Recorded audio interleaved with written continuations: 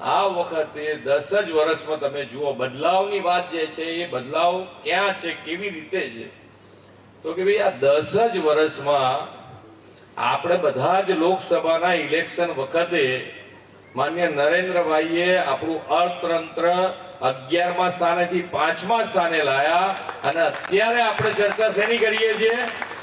3જા number ઉપર આવવા માટેની ચર્ચા લોકસભામાં ચાલે છે કે ભાઈ આ આપણું અર્થતંત્ર 3જા સ્થાને આવશે. ક્યારે આવશે?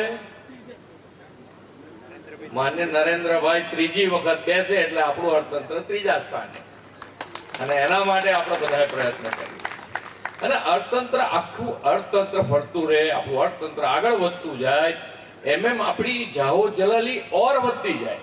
આજે આ અર્થતંત્રને હિસાબે તમે જુઓ તો 25 કરોડ લોકો ગરીબી રેખામાંથી બહાર આવ્યા છે. 25 કરોડ લોકો. આ કઈ નાની વાત નથી, ખૂબ મોટી વાત છે.